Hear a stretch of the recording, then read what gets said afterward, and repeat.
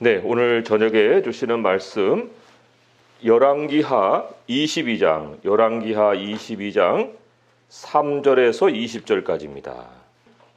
한 목소리로 함께 읽겠습니다. 요시야 왕 18째 해에 왕이 무슬람의 손자 아살리야의 아들 서기관 사반을 여호와의 성전에 보내며 이르되 너는 대제사장 힐기야에게 올라가서 백성이 여호와의 성전에 드린 은 곧 문 지킨 자가 수납한 은을 계산하여 여호와의 성전을 맡은 감독자의 손에 넘겨 그들이 여호와의 성전에 있는 작업자에게 주어 성전에 부서진 것을 수리하게 하되 곧 목수와 건축자와 미장이에게 주게 하고 또 제목과 다듬은 돌을 사서 그 성전을 수리하게 하라. 그러나 그들의 손에 맡긴 은은 회개하지 말지니 이는 그들이 진실하게 행함이니라.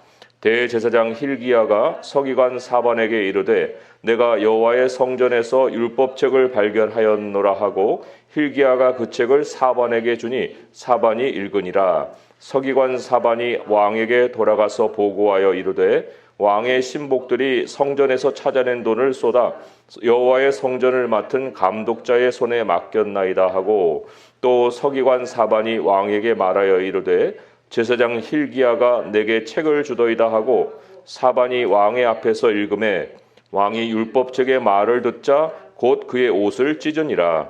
왕이 제사장 힐기야와 사반의 아들 아이감과 미가야의 아들 악볼과 서기관 사반과 왕의 시종 아사야에게 명령하여 이르되 너희는 가서 나와 백성과 온 유다를 위하여 이 발견한 책의 말씀에 대하여 여호와께 물으라.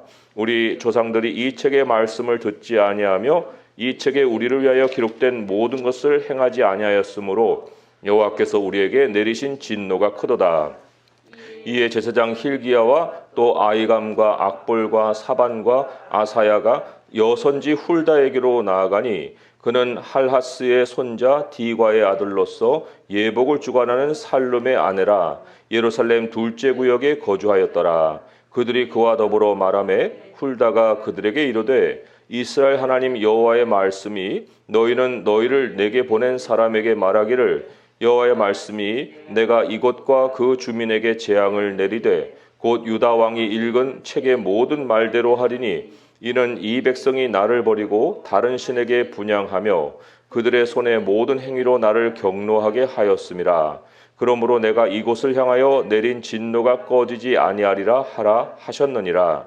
너희를 보내 여호와께 묻게 한 유다 왕에게는 너희가 이렇게 말하라. 이스라엘의 하나님 여호와가 이같이 말씀하셨느니라. 내가 들은 말들에 대하여는 내가 이곳과 그 주민에게 대하여 빈터가 되고 저주가 되리라 한 말을 네가 듣고 마음이 부드러워져서 여호와 곧 내 앞에서 겸비하여 옷을 찢고 통곡하였으므로 나도 네 말을 들었노라. 여호와가 말하였느니라. 그러므로 보라 내가 너로 너의 조상들에게 돌아가서 평안히 묘실로 들어가게 하리니 내가 이곳에서 내리는 모든 재앙을 내 눈이 보지 못하리라 하셨느니라 하니 사자들이 왕에게 보고하니라. 아멘. 인자가 다시 오실 때 예수님이 다시 오실 때 그 바로 직전에 하나님은 하나님의 백성을 어떻게 준비하게 하실까? 요시야 왕이 이제 하나님이 준비하게 하시는 그 일의 예표예요. 하나님이 준비케 하시는 백성의 예표라고 할 수가 있습니다. 우리 마태복음 25장에 슬기로운 다섯 처녀 또 미련한 다섯 처녀 비유 잘 아시죠? 둘의 차이는 하나는 등을 둘 다 등을 준비해 갔지만 슬기로운 처녀는 따로 그릇에 기름을 담아서 함께 등과 함께 가지고 갔다. 그 차이예요. 자, 여기 기름을 따로 준비해 가는 것, 등에 담아 있는 기름만 아니라 따로 기름을 준비해 가는 것이 무슨 의미일까요? 우리가 그 비유는 잘 알고 있는데 비유를 이제 현실적으로 적용을 한다고 할 때 과연 내가 따로 준비하는 기름은 뭘까? 그것도 인자가 다시 오시기 전에 해야 되는 그 준비되는 모습인데 그게 바로 이제 오늘 요시야 왕을 통해서 우리가 배울 수 있는 거예요. 우리 본문을 잘 주목해 볼 수 있기 바랍니다. 요시야의 아버지 아몬 왕이죠. 아몬 왕은 2년을 통치했어요. 그리고 요시아의 할아버지 므낫세죠. 므낫세 왕은 55년을 통치를 했어요. 그런데 55년 더하기 2년 57년이잖아요.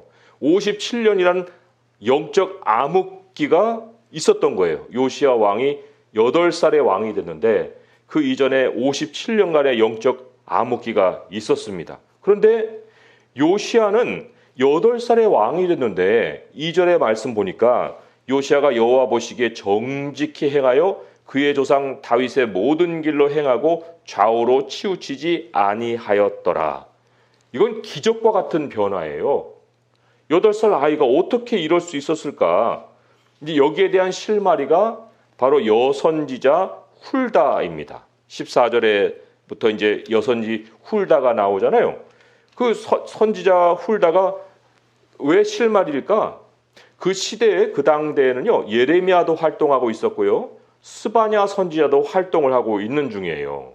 그런데 이 훌다는 이제 그들은 공식적으로 모든 백성에게 알려진 사람이라면 이 여선지 훌다는 알려지지 않은 선지자예요. 비공식 선지자면서 오늘날로 이제 비교해 보면 지하교회에서 성도들을 돕는 지도자와 같은 인물이다. 이렇게 이제 생각해 볼 수 있습니다. 그러면 왜 여선지 훌다와 같은 사람이 생겼을까? 왜 지하교회 같은 지도자가 생겼을까? 그걸 이제 우리가 좀 따져볼 필요가 있습니다. 근데 므낫세 시대를 한번 보시면 그 앞장이에요. 21장 1절에 므낫세가 이제 왕이 돼서 55년을 다스렸다고 그랬는데 거기 2절부터 보면 므낫세가 여호와 보시기에 악을 행하였다 그런 말이 있죠.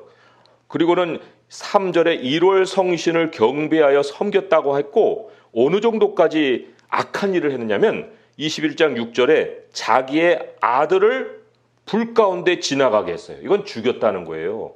이방신의 제물로 자기 아들 가운데 한 사람을 드린 거죠. 그러니까 이 아몬은 살아남은 아들이고 죽은 아들이 거기에 있는 거죠. 그게 므낫세가 행한 악이에요. 자, 이런 악을 행했는데 그런 악을 행하는 중에 이 21장 10절을 보게 되면 이런 말씀이 있죠. 여호와께서 그의 종 모든 선지자들을 통하여 말씀하셨다. 이제 무명의 선지자들이죠. 계속해서 이제 그 므낫세에게 보내서 그러면 안 된다. 죄에서 돌이켜라. 돌아와라. 여호와만을 섬겨라. 이런 식으로 이제 그 선지자들을 많이 보내셨는데 므낫세가 어떻게 행했어요? 21장 16절을 보면 므낫세가 유다에게 범죄하게 하여 여호와께서 보시기에 악을 행한 것 외에도 또 무죄한 자의 피를 심히 많이 흘려 예루살렘 이 끝에서 저 끝까지 가득하게 하였더라. 이 무죄한 자의 대표가 누구예요? 여기 하나님이 보내신 모든 선지자들이에요. 그래서 므낫세 시대에 이사야가 순교를 했다 하는 그 내려오는 이야기가 있지 않습니까? 그런데 그 가운데 살아남은 자가 누구냐면 훌다 선지자예요. 므낫세는 55년을 악을 범하고 죽고 그 아들 아몬도 2년 동안 악을 행하였다가 이제 암살을 당하잖아요. 그리고는 이제 요시아가 왕이 되는 건데 그 암흑 시대에 이 선지자들을 하나님 보내셔서 사역을 하게 하시고 백성들을 일깨우시는 중에 사용된 사람이 누구였냐면 이 여선지자 훌다라는 거죠. 목숨을 내놓지 않으면 사역할 수 없는 그런 시대에 지금 훌다는 살아남았기 때문에 신앙이들 가운데 검증된 선지자라고 할 수가 있어요. 자, 그런데 이 훌다의 영향을 받은 사람이 누굴까? 우리 이제 거룩한 상상력을 발휘해 보는 거예요. 훌다의 영향을 받은 사람이 누굴까? 그게 추측을 해보건대 요시야 왕의 어머니다. 이렇게밖에는 우리가 생각해 볼 수가 없는 것이 어린 나이 8살 요시야가 그 57년에 아버지 할아버지가 영적인 암흑의 시대로 모든 백성들을 끌어간 그런 그 상황에 어떻게 스스로 신앙을 가졌냐고 해요. 그것은 어머니의 영향 밖에는 다르게 생각해 볼 수 있는 그런 근원이 없다는 거죠.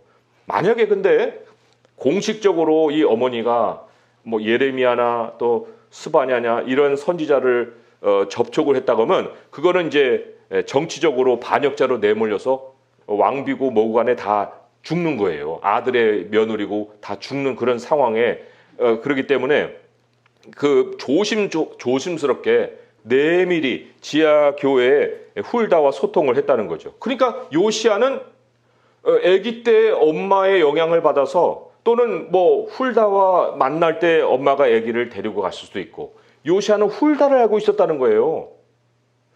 예레미야와 스바냐는 그런 대중을 향해서 이렇게 사역을 하고 있었지만 요시야와의 사적인 관계 속에서는 훌다 선지자가 대단한 영향을 미치고 있었다는 거예요.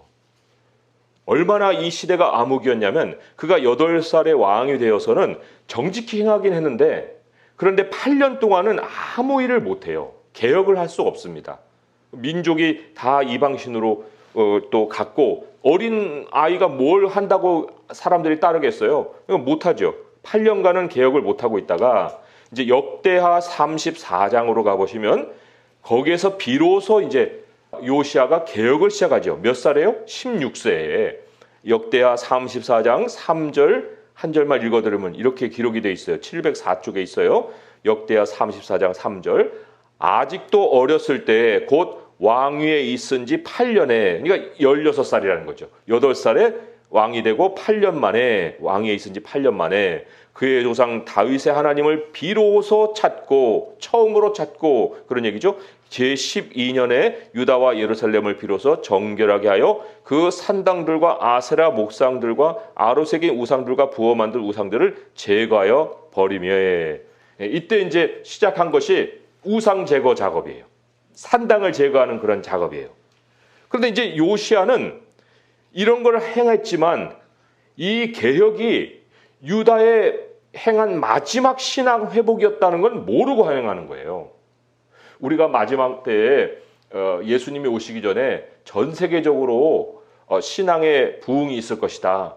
이구동성으로 많은 사람들이 그렇게 말을 하죠. 하나님의 백성들 가운데 참된 지도자들이 또 그런 얘기들을 많이 하고 마지막 시대에 이런 부흥이 있을 거다고 얘기하는데 이 요시야가 바로 그런 인물이에요. 그런 개혁을 행한 사람이에요. 이 요시야는 39세에 죽습니다. 8세에 왕이 돼가지고 31년을 다스리고 죽어요. 그런데 자연사를 한 게 아니에요. 전쟁에 나가서 이제 죽는 거거든요. 근데 이제 이따가 설명을 드리겠지만 하나님이 데려가시는 거예요. 중도에 데려가시는 거예요. 자, 이런 걸 볼 때 마지막 시대의 그리스도인과 같은 인물이 누구냐라고 할 때 대표적으로 이 요시야를 꼽을 수가 있는 거예요. 신앙의 마지막 개혁을 했죠. 그리고는 하나님이 중도에 그를 데려가 버리셨죠. 물론 죽어서 데려가셨지만 아무튼 그 모든 그 상황을 볼 때 이게 마지막 시대의 그리스도인 것 같네. 우리도 언제 떠날지 모르잖아요. 우리 인생이 언제 끝날지 아는 사람이 있어요?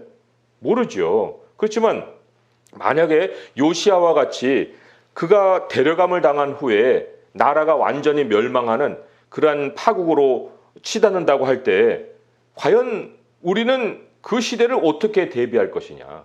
그 시대를 우리가 알고 있다면 지금 무엇을 준비하고 있어야 되느냐. 물론 요시야는 그러한 시대를 자기가 알았던 것이 아니라 나중에 율법책을 발견하고서 이 시대가 끝나는 거구나 라는 것을 깨닫게 됐어요. 그러나 개혁을 시작할 때에는 16세고 그것을 깨닫게 된 건 26세인데 아무튼 개혁을 시작하는 그 당시에는 요시야는 자기가 이 유다 시대의 마지막 신앙 개혁을 일으키는 일을 행할 줄은 모르고서 이 일을 행했다 그런 얘기죠.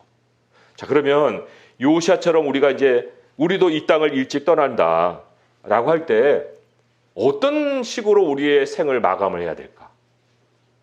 참 우리가 어떻게 살아야 될까라는 고민은 많이 하는데 어떻게 우리 삶을 마감할까라는 그런 생각에는 많은 시간을 들이지 않죠.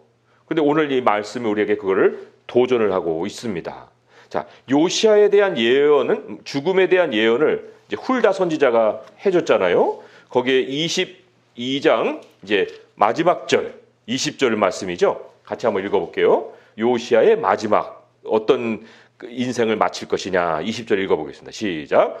그러므로 보라, 내가 너로 너의 조상들에게 돌아가서 평안히 묘실로 들어가게 하리니 내가 이곳에 내리는 모든 재앙을 내 눈이 보지 못하리라 하셨느니라 하니 사자들이 왕에게 보고하니라. 평안히 너는 죽을 것이다. 그런데 여기 벌어지는 사건을 보니까 이게 평안일까? 우리 23장 한 장만 넘겨보세요. 23장 한 장을 넘겨보시면 28절에서 30절까지 같이 한번 또 읽어보겠습니다. 시작. 요시야의 남은 사적과 행한 모든 일은 유다왕 역대 지략에 기록되지 아니하였느냐.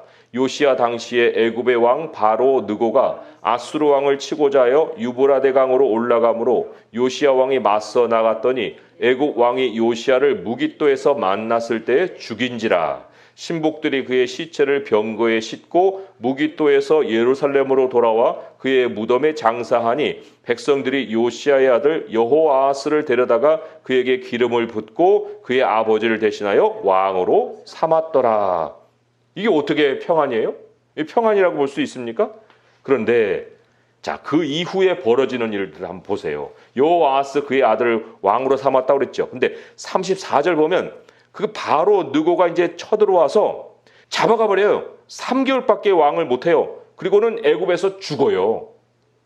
여호아하스가. 그리고 애굽의 왕이 또 다른 요시야의 아들을 왕으로 세워요. 그게 여호야김이에요.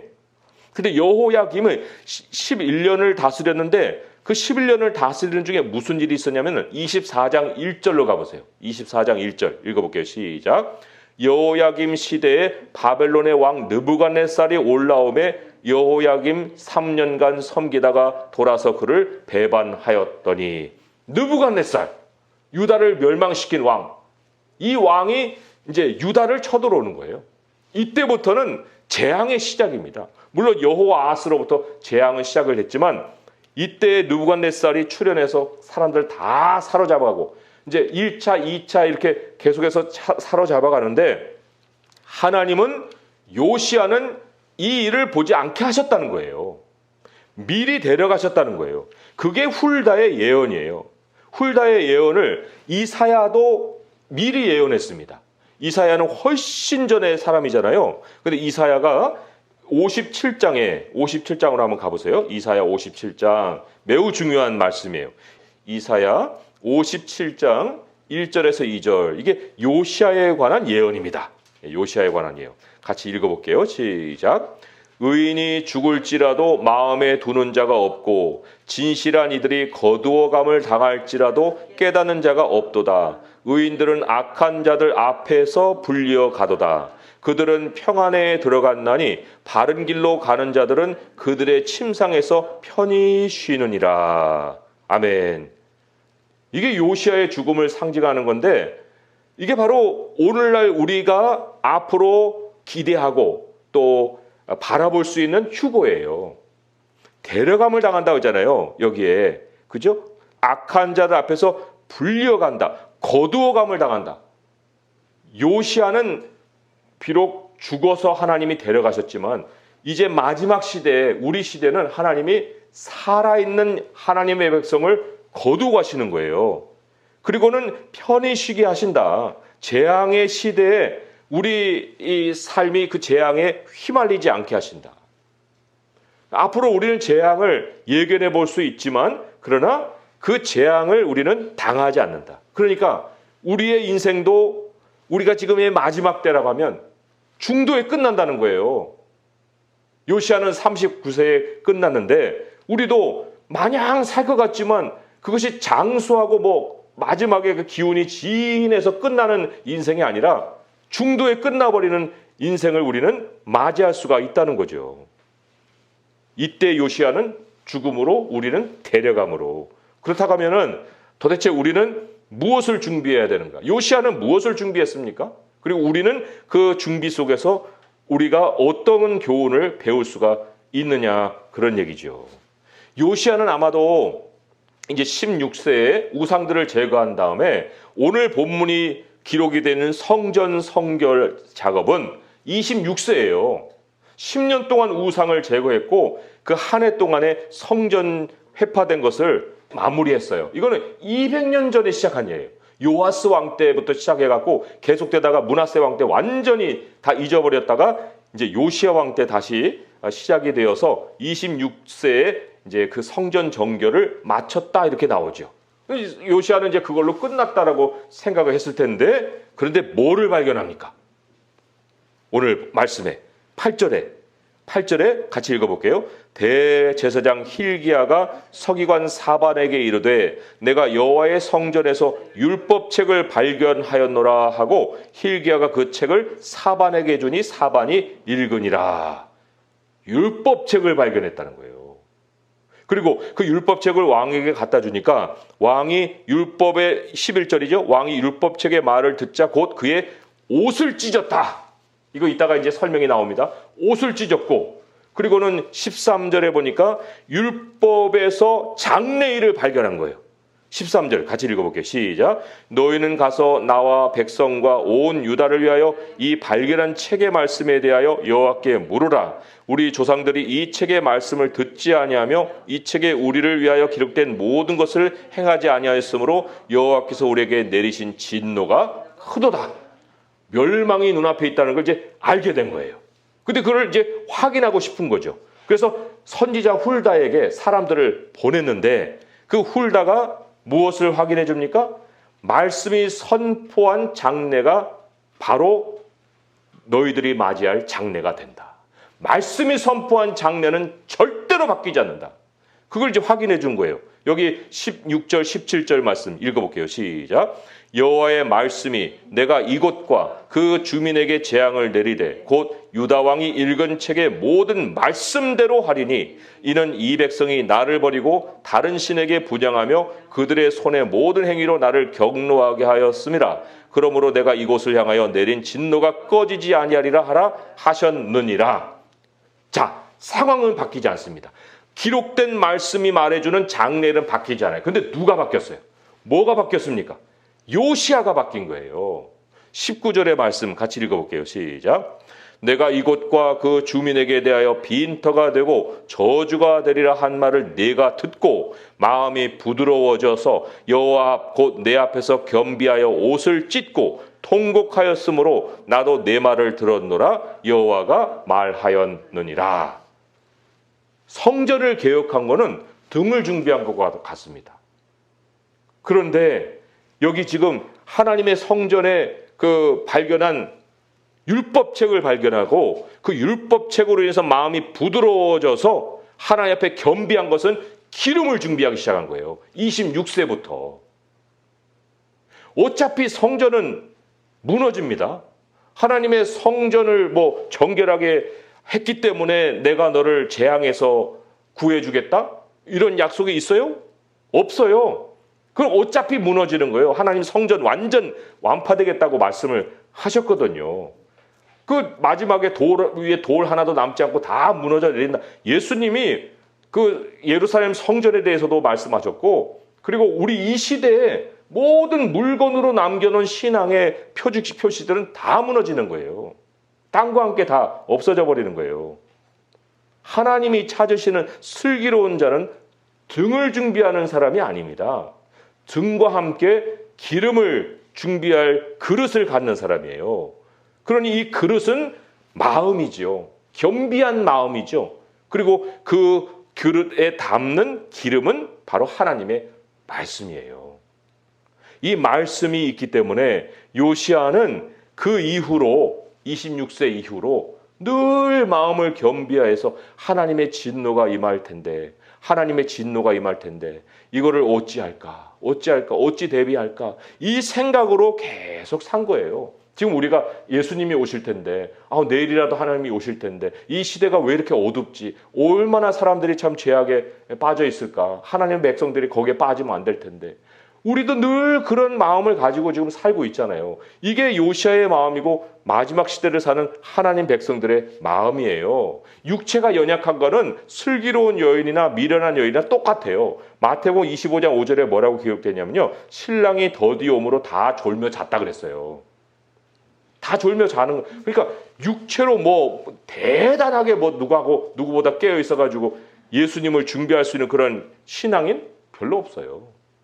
없는데 신랑이다 라고 외쳤을 때에 준비된 자는 등불을 밝힙니다. 그런데 그 준비 안 된 사람은 그 등이 다 타가지고 자는 동안 다 타가지고 이제 어둠만 있는 거예요. 그 등을 가지고 어디다 비춰요? 그렇잖아요. 어둠의 현실을 맞는 거예요. 예수님이다 라고 외치는 순간에 자기는 방향을 모르는 거죠. 뭐 누구에게 말씀을 좀 가르쳐 주세요? 그 시대에 어떻게 그런 일이 합니까? 말씀을 배우는 것이 뭐 하루 이틀에 되는 것이 아니고 준비된 사람이 예수님에 대해서 기다리고 참 준비하고 그리고 말씀이 말하는 장래일을 자기가 따라서 산 사람만이 인자를 맞이하는 준비가 되는 거예요. 그 순간에는 준비가 될 수가 없다는 거죠. 우리가 그래서 오늘 말씀을 맺으면서 그리스도인들의 장래에 우리도 다 장래를 향해서 가잖아요. 근데 이 장래의 마지막이 땅에 있지 않다는 거예요. 땅의 뭐 아름다운 모습이 우리의 장래가 아니라는 거예요. 말씀이 가르치는 장래가 진짜 미래라는 거예요. 진짜 미래. 그리고 중도에 끝난다. 우리의 삶이 내 계획대로 끝까지 가는 게 아니고 내 계획은 계획이지만 하나님이 끝낼 수 있다. 오늘까지 먹고 살다가 내일은 하나님의 나라에 옮겨갈 수 있는 것이 바로 우리 주님이 말씀하신 장래의 일이에요. 장래에 벌어질 일이라는 거예요. 그래서 우리가 오늘부터라도 이 말씀을 다시 우리가 깨달았다고 한다면 말씀을 재발견해야 됩니다. 율법책 지금 재발견한 거잖아요. 잃어버렸던 이 말씀이 다시 되살아난 거잖아요. 그리고 그 말씀이 가르쳐 주신 것 때문에 다시 소망을 갖게 된 거예요.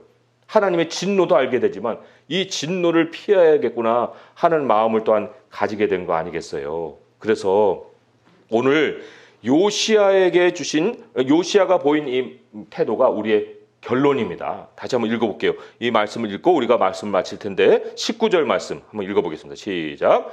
내가 이곳과 그 주민에게 대하여 빈터가 되고 저주가 되리라 한 말을 네가 듣고 마음이 부드러워져서 여호와 곧 내 앞에서 겸비하여 옷을 찢고 통곡하였으므로 나도 네 말을 들었노라 여호와가 말하였느니라. 오늘 이후로 하나님의 말씀을 다시금 발견하고 또 발견하고 하나님 말씀을 내 마음속에 넣고 또 채워놓고 그리고 주님 앞에 겸비하고 기도할 때 우리의 눈물을 잃어버리지 말고 하나님 앞에 우리 주님 다시 오심을 기대하고 소망하고 또 바라보고 사모하는 그러한 삶으로 마지막 순간까지 주님 오실 때까지 데려감을 당할 때까지 살아가는 성도 될 수 있기를 주님의 이름으로 축원드립니다. 기도하겠습니다. 하나님 아버지, 우리는 지금 벌써 요시야보다는 훨씬 더 많은 세월을 산 사람도 있고 또 젊은 사람은 아직은 그 나이에 내가 참 예수님이 오실까 생각하는 사람도 있습니다. 그러나 하나님, 우리가 장수하는 것이 끝이 아니고 주님이 우리를 중도에 데려가시는 것이 이 마지막 시대 하나님의 백성들에게 또 행하실 일이십니다. 우리 주님 다시 오실 것입니다. 우리가 요즘 요한계시록을 배우고 있습니다. 아버지, 그 말씀을 통해서도 우리는 장래일을 배우고 있습니다. 하나님이 우리에게 가르쳐주신 모든 장래일의 재앙은 우리의 것이 아니고 하나님이 우리를 영광스럽게 재앙을 피하여서 평안한 중에 우리로 침상에 눕게 하실 줄 믿습니다. 아버지여, 우리 하나님을 바라보는 삶에 우리의 마음에 염려나 불안함이나 또 걱정이 없게 하여 주시고 확실한 믿음과 주님을 향한 소망을 가지고 하루하루 감사하며 살아갈 수 있게 도와주시옵소서. 우리로 세월을 헤아리는 지혜를 갖게 하시고 방탕하지 아니하고 또 세상과 같은 그런 모양을 갖지 아니하고 정욕을 품지 아니하고 오직 우리 주님 한 분의 소망을 두고 끝까지 살아갈 수 있게 도와주시옵소서. 우리 주 예수 그리스도의 이름으로 감사하며 기도합니다. 아멘.